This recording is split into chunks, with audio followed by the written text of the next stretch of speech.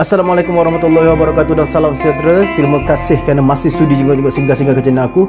So, untuk episod kali ini aku akan ceritakan sambungan pada episod lepas apa aktiviti yang aku buat dekat kampung Long Batan selama lebih kurang 10 hari aku berada di rumah mertua aku di sana. Apa lagi? Jom.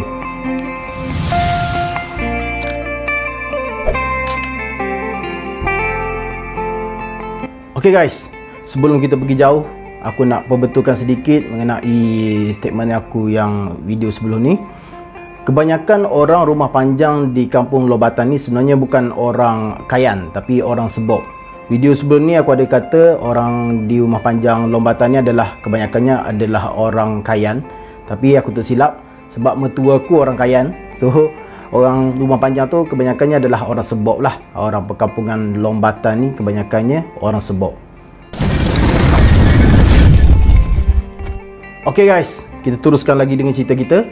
So, malam tu aku telah sampai di rumah mertua aku. Dan selepas berbual-bual dengan saudara mara, keluarga mertua aku, dengan adik-adik ipar aku, dengan mak saudara dia kan, saudara mara dia lah yang berada dekat rumah panjang. Sebab memang waktu tu memang agak ramai, sebab waktu tu dah mulanya cuti sekolah. So ramai yang anak-anak yang bersekolah dekat tempat yang jauh, macam dekat SMK Bakung ataupun dekat Bandar Miri pun ada yang balik waktu tu. Jadi dekat rumah panjang waktu tu memang agak ramai jugalah. Tapi waktu tu sebelum Christmas, so memang ramai yang balik lah berdekatan waktu sebelum Christmas tu. Tapi waktu tu kebanyakannya orang kampung di kampung Long Batan ni masih menjalankan aktiviti harian macam biasa. Biasanya kalau musim perayaan kan, dia orang akan stop aktiviti dan fokus pada sambutan hari perayaan kan. Tapi waktu tu dia orang masih menjalankan aktiviti seperti biasa. So aku bolehlah tengok aktiviti yang dia orang jalankan seperti kebiasaannya lah. Okay guys, episod lepas aku ada cerita aku sampai, aku terus pergi toilet, ambil uduk untuk solat kan. Sebenarnya waktu aku pergi kat tandas tu, aku perasan satu perkara lah. Dia agak unik lah pada aku, sebab aku sendiri belum pernah menghadapi suasana macam gitu kan. Dekat rumah mertua aku ni, aku perasan dengar satu bunyi macam pasar malam bunyi-bunyi lah. Agak familiar dengan aku bunyi tu, tapi dekat pasar malam. Bunyi tu adalah bunyi genset. Genset ni enjin tu, sebab di rumah panjang Long Batan ni masih belum ada bekalan elektrik. Contoh di Semenanjung ni kita ada Tenaga Nasional Berhad lah yang kebanyakannya menguruskan bekalan elektrik di Semenanjung Malaysia. Dan di Sarawak kebanyakannya diuruskan oleh Sarawak Energy kan. Jadi kawasan pedalaman di Long Batan ni belum menerima bekalan elektrik yang diuruskan ataupun disalurkan oleh Sarawak Energy waktu tu. Hingga ke hari ni pun rumah panjang Long Batan masih belum mempunyai bekalan elektrik lah. Jadi bekalan elektrik ini didapati dengan menggunakan genset tu. Jadi kebanyakan rumah yang ada dekat rumah panjang ni, dia akan ada satu rumah ada satu genset lah. So dekat rumah mertua aku ni, genset tu diletakkan dekat dalam toilet. Tempat toilet dia agak besar sikit lah, tak ada lah rapat kecil betul kan, dia agak besar. So dekat tepi ni ada genset tu. Genset tu kau bunyi duduk memang kuat lah. Tapi okey juga pada aku, sebab kalau buang air tak ada lah dengar bunyi kan, klop. So guys, kegunaan elektrik kita tahu dia sangat penting, terutama waktu sekarang ni kita memang tahulah sangat-sangat penting dalam keadaan pembelajaran yang dilakukan secara di rumah. Tapi dekat kampung Long Batan ni, kawasan pedalaman Sarawak, sebenarnya banyak lagi lah kawasan-kawasan ni. Adalah salah satu kawasan yang aku cerita sebab aku sendiri pernah pergi kat situ, sebab mertua aku pun dekat situ kan. So elektrik yang digunakan adalah untuk menjana elektrik untuk kegunaan, contoh menghidupkan lampu lah salah satunya yang agak penting.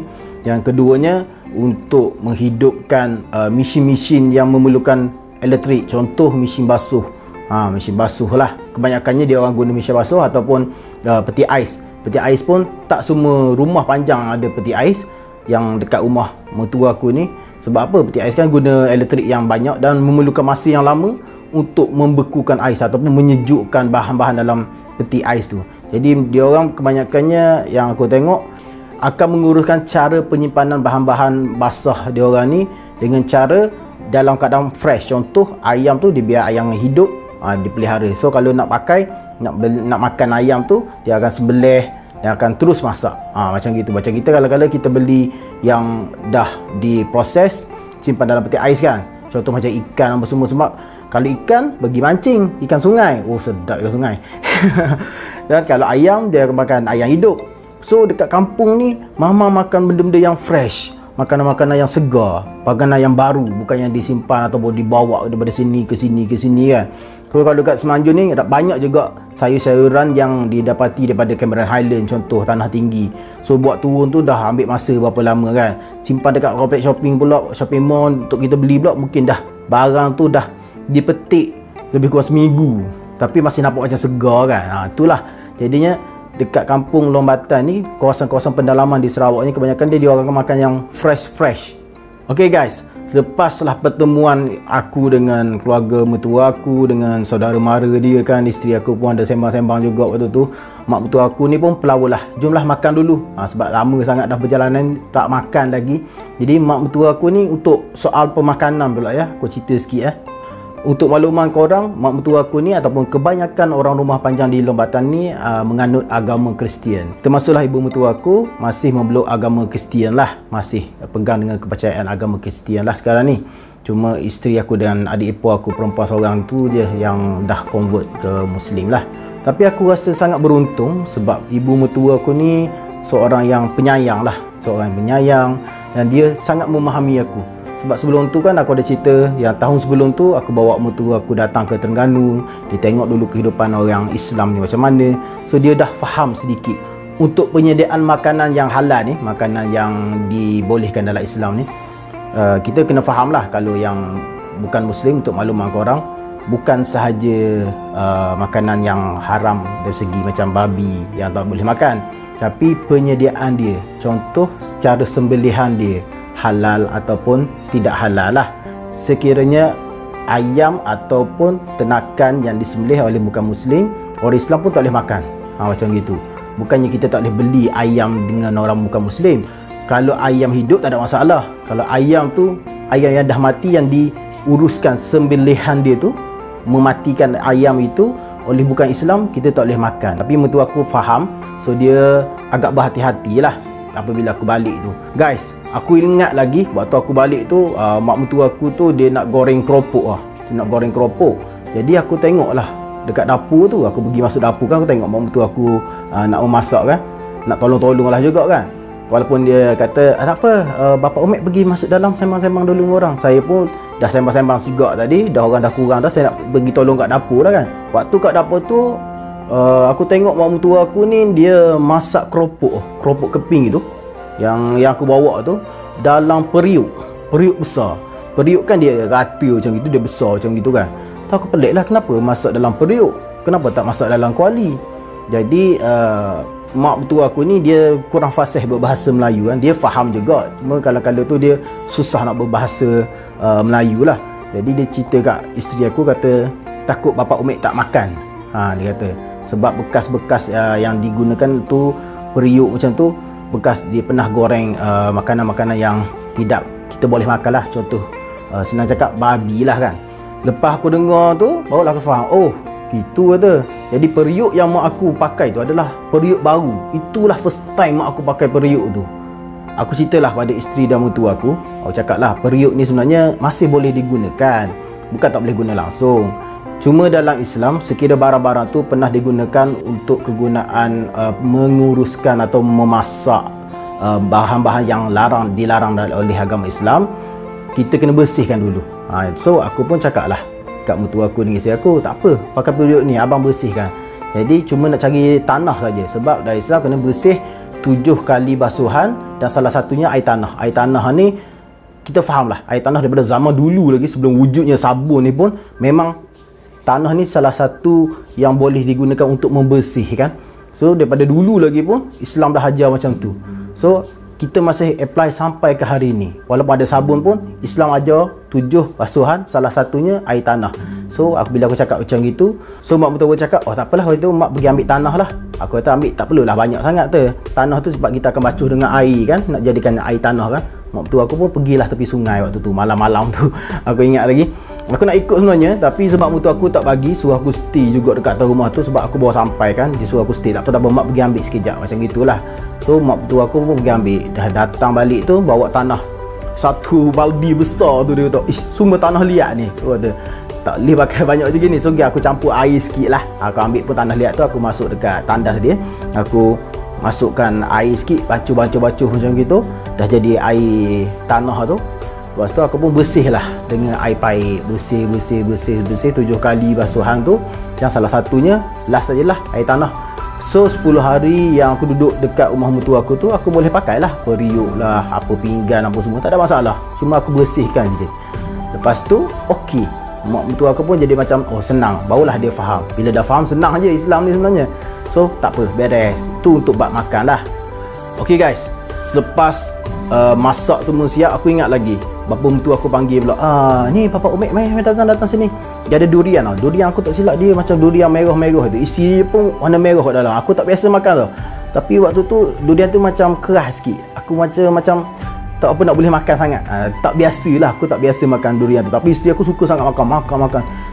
Nak kata tak sedap juga sebenarnya. Cuma mungkin lidah aku tak biasa sangat. Tapi aku stay makan 2-3 ulas jugalah kan. 2-3 biji durian tu lah kan. So aku makan. Okey. Lepas tu aku makanlah makanan-makanan yang mak aku masak tu. Contoh dia masak apa? Ikan. Lepas tu dia masak makanan dalam tin dan sayur-sayuran lah. Dia masak sebab hari pertama pun dia tak tahu kan macam mana nak urus, takut kita tak makan. So dia masak apa yang kita boleh makan lah. So dia masak semua tu, makan lah. Lepas tu orang pun dah berasu balik pun dah tak ada lah, tinggal keluarga mertua aku saja. Selepas aku makan dengan family aku semua tu, dengan keluarga mertua aku, adik-adik ipar, bapa mertua aku pun pergilah dekat ruang tamu mak mertua aku tu. Aku tengok adik ipar aku tengah tengok movie tau. Ada DVD player, dia tengok movie. Tengok movie. Kebanyakannya dekat ruang tamu tu aku tengok lah, masih ada juga rupanya mak saudara dia yang duduk situ, duduk sekali, rehat sekali kat dalam rumah mertua aku ni, bahagian ruang tamu tu kan. Tengok TV sama-sama lah. Macam jiran-jiran sebelah rumah pun sepupu-sepupu dia jugalah, lepak sekali duduk dalam rumah tu, rehat-rehat sambil tengok TV lah. Aku pun join lah sekali tengok TV. Walaupun cerita pun aku biasa tengok, tapi tak apalah, kita layan je lah, tengok je lah. Sebab channel TV tak ada kan. Sebab kebanyakannya rumah dekat situ ada TV pun tak semua yang ada parabola yang macam piring Astro macam tu. Tapi dia bukan pakai piring Astro, dia pakai yang parabola tu. Dapat channel daripada Indonesia kebanyakannya aku tengok. Yang pasang Astro pun ada juga. Tapi waktu tu tak silap aku, mungkin Enjoy Astro dia, Enjoy tu belum ada lagi ataupun belum terlalu popular lah. Sebab kalau Enjoy kan bayar sekali pun boleh tengok sampai bila-bila kan. Kalau channel-channel Astro yang banyak-banyak ni kan kos dia agak mahal. So dia orang pun buat apa, tengok channel-channel ni. Sebab kebanyakannya dia orang pun tengok cerita yang aku tengok, dia orang banyak cerita Indonesia lah. Sebab ada yang satu rumah tu dia pasang parabola tu, so boleh tengok channel Indonesia. Ramai yang pergi tengok lah. Tapi malam tu aku belum pergilah kat rumah lain, belum pergi tengok lah kan. So guys, dah habis tengok TV semua, dah sembang keluarga mertua aku, tibalah waktu untuk tidur. Dan kena faham, macam aku cakap tadi, tak ada bekalan elektrik. So bekalan elektrik yang digunakan, dihidupkan menggunakan genset ni, kita tak akan pasang sampai ke pagi tau. Bukannya pasang 24 jam tau. So hanya pasang waktu memerlukan sahaja. Jadi bila aku dekat dah nak malam tu, dekat nak waktu nak tidur, aku pergilah keluar daripada rumah mertua aku. Aku tengok dekat ruai tu, bukan turun kat bawah dekat ruai tu tengok, dekat rumah depan sana pun ada yang dah gelap. Maknanya dia dah matikan genset tau. Waktu tu dah lebih kurang dalam pukul 11, pukul 12 macam gitu dah. Tu ada yang rumah dah matikan genset sebab waktu tidur tau kan. Tapi aku tengok rumah mertua aku je masih ada beberapa biji rumah je yang belum padamkan. Jadi waktu tu dah bersiap-siap untuk tidur. So aku pun waktu hari pertama tu, mak mertua aku ni bagi aku satu bilik tau. Bilik tu tak adalah besar sangat, tapi sesuai lah untuk aku, isteri aku, anak aku untuk tidur kan. 3 orang pun okey lah, muat lah. Sebab aku pun segan biasanya nak tidur ni. Kita kalau kat rumah tak pakai baju pun ada kan. Kalau sekarang ni kita tidur pun pakai baju pun sebab kita ada kipas. So bila nak tidur kat sana, elektrik kan tak ada malam, jadi panas lah. Jadi kita akan lebih selesa tidur tak berbaju lah. Kalau lelaki, kalau perempuan tak berbaju tu pelik lah. So aku pun tidur dalam bilik lah. Tidur dalam bilik tu, kali pertama tidur tu rasa macam agak tak apa nak selesa lah. Sebab panas kan. Panas tu tak adalah panas sangat sebab rumah kayu. Tapi masih rasa lah kita yang tak biasa.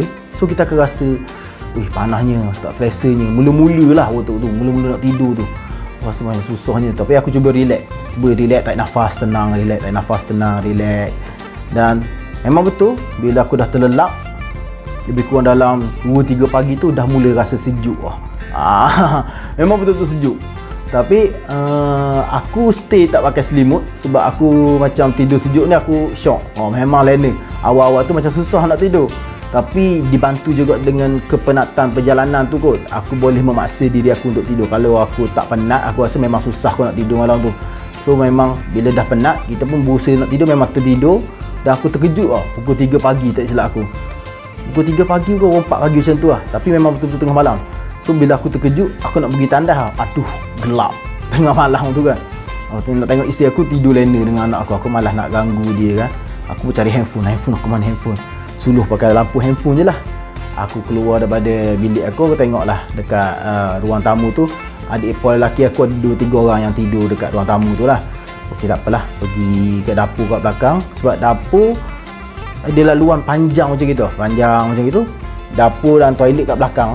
So aku kena pergi kat belakang tu. Mak mertua aku punya bilik pun kat belakang tu juga. So aku lalulah pergi ke bahagian belakang tu, pergi toilet tu.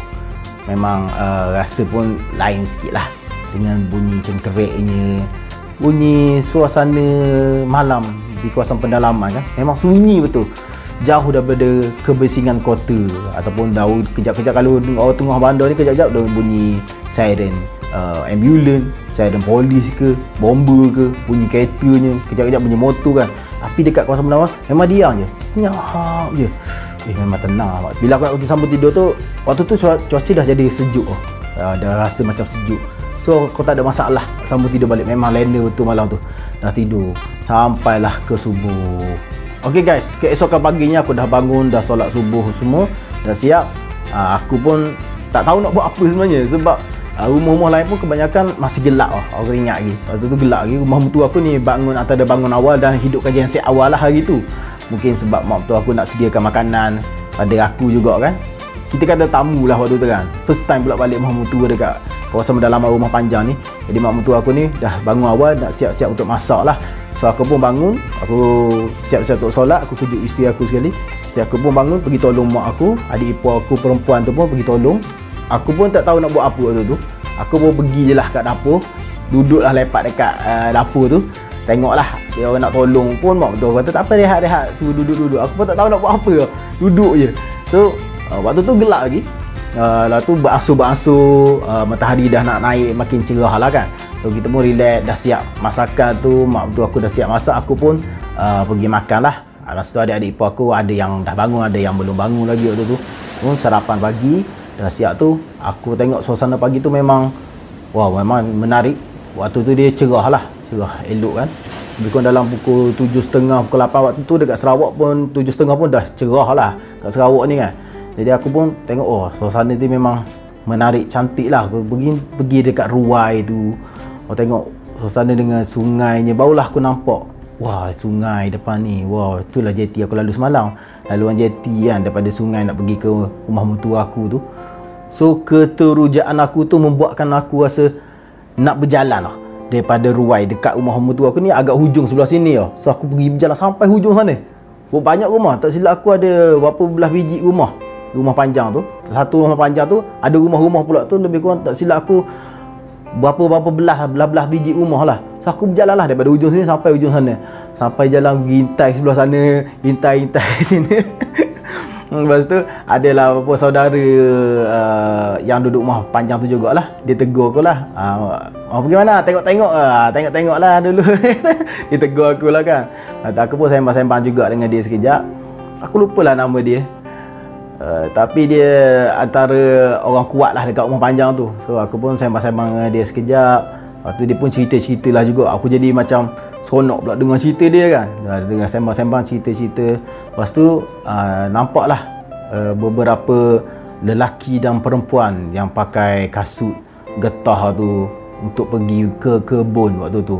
Mak mertua aku tak pergilah ke kebun itu sebab aku ada balik kan. So dia nak layan aku dengan isteri aku ni, nak raih lah kan, kita bawa balik. Waktu tu lah aku tengok ada makcik-makcik yang dah bersiap dengan kasut, dengan topinya, dengan baju lengan panjangnya, dengan bakulnya, bawa bekal makan, dengan ada botol airnya. Aku tengok kan, dia orang nak pergi kebun. So yang duduk dengan aku ni, yang pakcik yang duduk dengan aku ni, tegur lah makcik-makcik tu nak pergi kebun ke macam gitulah. Tapi dia cakap bahasa Sebok. Waktu tu aku tak faham lah. Memang sebab bahasa Sebok ni dia lain terus tau. Dia lain terus, tak sama bahasa Melayu. Yang aku ingat ni, aku tak tahulah bahasa Sebok atau bahasa Kayan. Sebab biasa aku dengar mak tu aku cakap, kadang-kadang dia campur Sebok, kadang-kadang cakap Kayan. Sebab Kayan dengan Sebok pun bahasa dia berbeza. Dia bukan lorat tau. Bahasa Sebok ni bukan lorat. Macam contoh bahasa Melayu kita cakap makan, kalau Terengganu cakap makang, Kelantan cakap make. Itu lorat. Ini bahasa terus. Contoh dia sebut ikan. Ikan bahasa Melayu ni kita panggil ikan, English fish. Tapi dalam bahasa Sebok ataupun bahasa Kayan lah, aku tak tahu, tak pasti, dia panggil cerem. Nampak? Cerem. So berbeza terus, total berbeza. Macam manalah aku nak faham. Tu aku pula tak biasa juga dengar bahasa Sebok ni. Walaupun aku biasa dengar isteri aku cakap dengan mak mentua aku dalam telefon ke, tapi aku sendiri pun tak faham apa dia orang cakap. Tapi pakcik tu tegur dalam bahasa Sebok lah. So dia orang yang makcik-makcik dia pun, dia lambai tangan lah dekat aku dengan pakcik tu. Mau pergi office sudah, dia kata. Mau pergi office sudah, mau pergi kerja sudah, kata. Okay, aku pun bye-bye lah. Dia orang dekat ruai tu, hintai kan. Tengoklah dia orang pergi jalan antar titi tu, pergi sampai dekat jeti, dia orang naik bot panjang tu, perahu panjang tu, perahu panjang Sarawak tu. So dia orang pun pusing bot, pergilah. Aku tengok, macam gini kehidupan orang berada kawasan pedalaman. Tentu korang pun tertanya-tanya apa sumber pendapatan dia orang yang berada di kawasan perumahan ataupun rumah kawasan pedalaman ni lah. Senang aku cakap dekat sini, kebanyakan mereka mengusahakan kebun lah, mengusahakan kebun atas tanah sendiri ataupun tanah orang, ambil upah untuk jaga kebun ataupun menanam dekat tanah orang lah. So dia akan dapat gaji bulanan. Ada juga yang bekerja dekat sekolah berdekatan dekat kawasan pendalaman tu juga, macam tukang kebun ke, macam tukang sapu dekat klinik kesihatan dekat situ ke. Ada yang meniaga. So dekat rumah mentua aku ni tak ada yang buka kedai lah. Sebab kedai kena pergi kampung sebelah. Tapi tak adalah jauh sangat, dekat je.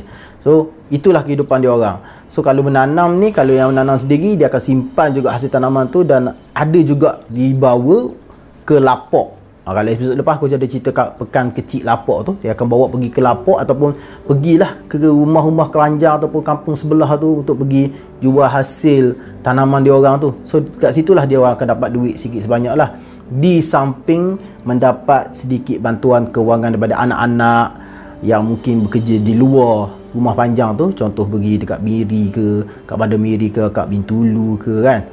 So anak-anak lah juga yang bagi sumbangan pada ibu bapa yang duduk ataupun masih stay dekat rumah panjang tu. Okay guys, selepas aku sembang-sembang pakcik tu dekat ruai tu, dah lambai-lambai orang pergi kerja semua tu, pergi office. Lepas tu aku pun pergilah balik ke rumah mentua aku balik, dan aku tengok adik ipar aku waktu tu, dia turun ke bawah. Aku sampai kat rumah tu tengok adik ipar aku berlari-lari turun ke bawah. Dia kata nak pergi ambil apa, dia cakap masa tu, aku lupa nak ambil apa. Tapi aku tengok, rasa nak turun lah, sebab nak tengok suasana daripada bawah pula rumah. Sebab malam kita sampai tak nampak kan. So aku pun tak apalah, nak turun lah. Aku pergi ambil slipper aku. Slipper letak dalam rumah. Simpan kan, sebab dekat atas tu, kat ruai tu semua kita tak pakai slipper pun, kaki ayam. So slipper memang tak tinggal dekat bawah lah, takut anjing ambil ke apa semua kan. So aku ambil slipper aku pun turun lah juga. Turun waktu tu aku tengok lah, barulah aku nampak, okey, rumah panjang ni macam mana. Rupa-rupanya dekat bawah rumah panjang ni, dia macam store pun ada pada aku. Sebab bawah rumah panjang ni kebanyakannya ada yang simpan, ada kayu-kayu. Lepas tu ada juga yang setengah tu buat tempat buat kerja dia. Macam tempat-tempat contoh nak bertukang ke apa, buat kerja pun bawah tu. Ada juga yang simpankan bot ataupun sampan yang dia orang jarang guna, dia simpan dekat situ pun ada. Dekat situ juga ada yang buat reban ayam ataupun reban haiwan yang berjaya yang diburu. Tapi yang diburu tu masih hidup, dia akan simpan dalam tu lah. Dan tempat bawah rumah tu jugalah tempat dia orang tempat rehat ataupun tempat untuk anjing-anjing peliharaan orang rumah panjang ni duduk. Duduk kat situlah, dia akan bagi anjing dia rehat kat situlah. Jaranglah dia orang bagi naik atas ni. Kebanyakannya kalau bagi naik atas rumah pun waktu kalau tak ada musim perayaan. Kalau musim perayaan jarang dia orang kasih naik kasih naik. Dia orang bagi anjing naik atas rumah panjang sebab risau anak-anak kecil kan. So itu adalah sedikitlah aktiviti yang aku buat. Episod yang akan datang ni aku akan cerita apa lagi aku akan buat dekat situ. Tu baru hari pertama aku kat situ. Itulah sedikit sebanyak perkongsian aku. Terima kasih kerana sudi menonton. InsyaAllah aku akan cerita lagi apa aktiviti kat situ. Sebenarnya memang banyak. Kalau nak cerita sampai aku tak tahu nak ambil apa yang mana dulu. So aku ambil lah yang hari pertama yang aku ingat. Sebab hari-hari lain ni aku lupa hari kedua ke hari ketiga. Sebab aktiviti dia banyak aku buat kat situ. So aku akan cerita di episod akan datang lah. Assalamualaikum warahmatullahi wabarakatuh. Terima kasih kerana sudi menonton. Jangan lupa subscribe. Jumpa lagi. Bye-bye.